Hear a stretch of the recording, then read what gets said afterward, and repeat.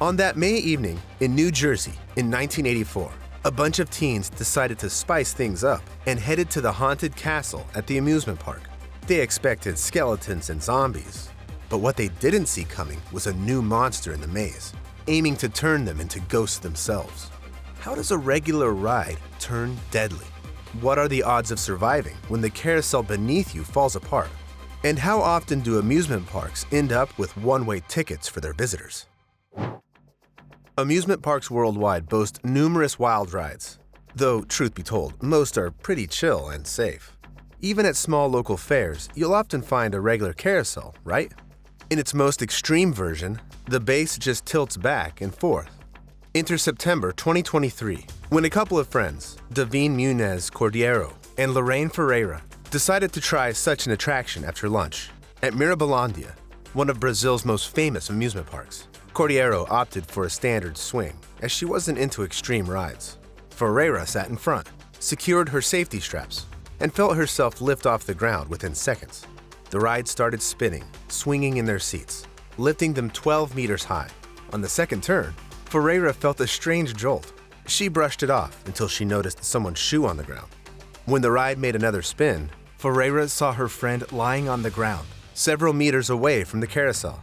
They urgently stopped the ride, but Ferreira couldn't reach her friend. What she saw was not a slip from the seat. The whole seat had detached with its chains. They rushed the injured woman to the hospital, where she was diagnosed with fractures, a punctured lung, and a complex head injury. Doctors fought for her life for the next 2 weeks, performing brain surgery. Only in October did Cordeiro emerge from a coma, facing unbearable pain and more surgeries. Despite all, she was grateful to be alive and breathing on her own. Meanwhile, the park administration tried to shake off responsibility.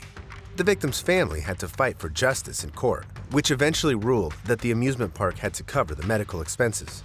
If they failed to do so, they'd face a fine of 5,000 Brazilian reals, roughly around $1,020. Mirabilandia closed temporarily after the incident. Yet after 40 days, it reopened like nothing happened, replacing the near-lethal carousel with another ride.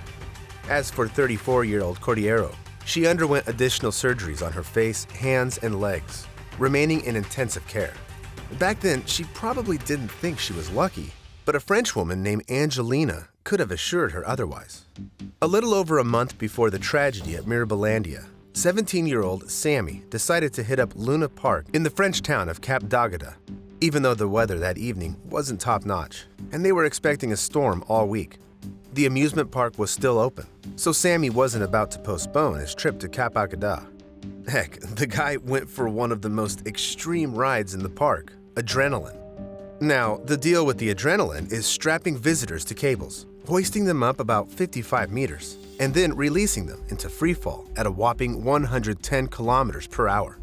So, Sammy and another 19-year-old girl got strapped in, started ascending the support structure, and finally, the ride operator gave the green light for the drop. The teens screamed with excitement as they went plummeting down. However, within seconds, it became clear this ride wasn't going according to plan. That day, visitors felt a strong gust of wind, watching it carry 2 adrenaline passengers straight into the ride's support structure.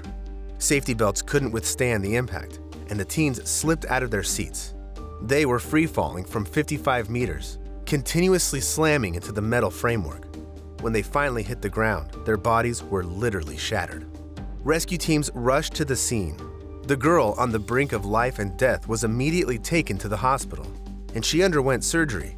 Sammy, on the other hand, passed away on the spot because of his injuries. Anguished, Sammy's mom, Angelina, could only comment on the tragedy a few days later. She said she didn't blame the park staff for her son's death, but was furious because the rides shouldn't have been running due to the storm. The Luna Park manager took responsibility for the tragedy. Although they permanently dismantled the adrenaline ride, Luna Park resumed operations just 2 days after the fatal incident. Truth be told, adrenaline had a track record. In 2015, the ride threw a young couple off because its cables snapped. Luckily, they only suffered minor injuries. In 2019, a man sustained a serious head trauma as he fell on the ground during the ride. Do amusement parks have to wait for someone to die before doing something about dangerous rides? And what if I told you even that might not be enough? At the end of June in 2019, when residents of Uzbekistan headed to Istiklol theme park, they expected a good time. It's a fairly modest themed spot in Jizik.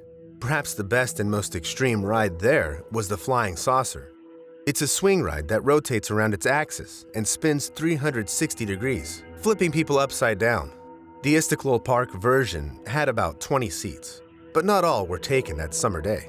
Still, many dared to give it a spin. When the Flying Saucer began a new cycle, the unimaginable happened. The ride's pole snapped, and the base with people fell to the ground from a height of about 6 meters. A woman's scream echoed through the park, followed by a deadly silence. At first, onlookers might have thought everything would be okay, as the ride hit the ground on the side where there fortunately were no people. Though when medics arrived, it turned out that 7 visitors got injured, and a girl died on the spot. She was merely 19 years old. You know, they set up the Flying Saucer in the park just a few months before the deadly tragedy. Even though no global media covered this tragic incident, it resurfaced a few weeks later, stealing the spotlight at Kankaria Adventure Park in Ahmedabad, India. It was a hotspot for visitors, so no surprise that the place was packed with people on Sunday afternoon of July 14th. Many wanted a spin on the Discovery, the same swing ride as in Uzbekistan. It accommodates 32 passengers, and when it kicked off that day, only one spot was left. Among the young people trying their luck, there were 22-year-old Mohammed Zaid Momin and 24-year-old Manali Rajvadi. But right when the ride almost went horizontal, about to flip the passengers upside down, the pipe holding the seats snapped.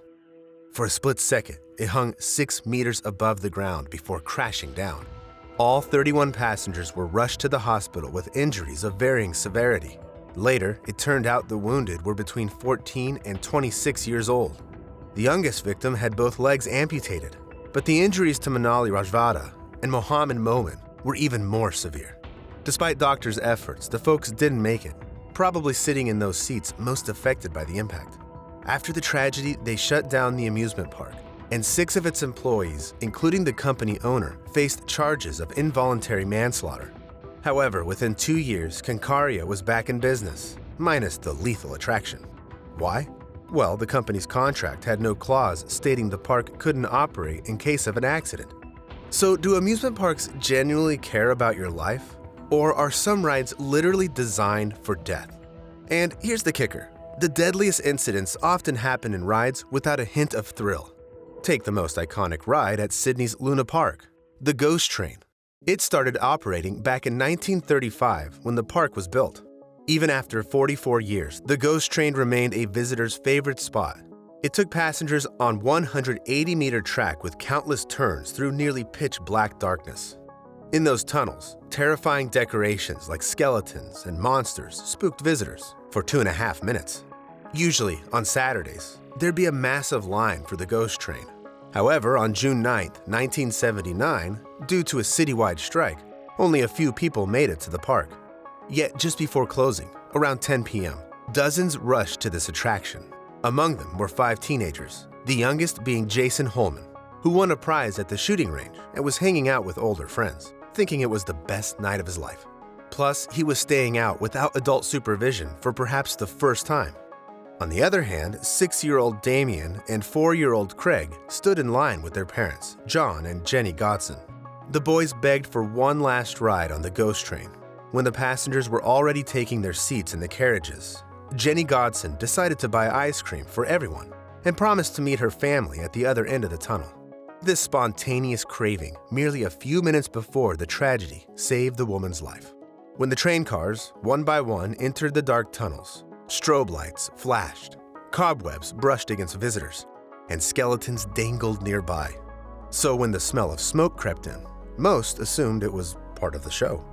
But even before the last Ghost Train car entered the tunnels, the ride operator realized something was seriously wrong as smoke billowed out. He managed to pull Jason Holman from the last seat when his friends were already inside the tunnels. The guy yelled at the park employee, soon realizing he'd been saved from a horrific fate. In a matter of minutes, the old attraction, decked out in countless flammable decorations, was engulfed in flames, leading to the closure of the entire park. Meanwhile, the first cars had finished their run and rolled out with scared but alive passengers. However, the rest were still inside. People started rushing to the ride, including Jenny Godson, who was carrying ice cream for her husband and kids. The woman was so deeply shocked by what she saw that she didn't feel the dessert melting, dripping from her hands due to the unbearable heat. Suddenly, a series of explosions echoed, with the last one so powerful that it obliterated the attraction entirely. Visitors desperately tried to find their family and friends on the ghost train.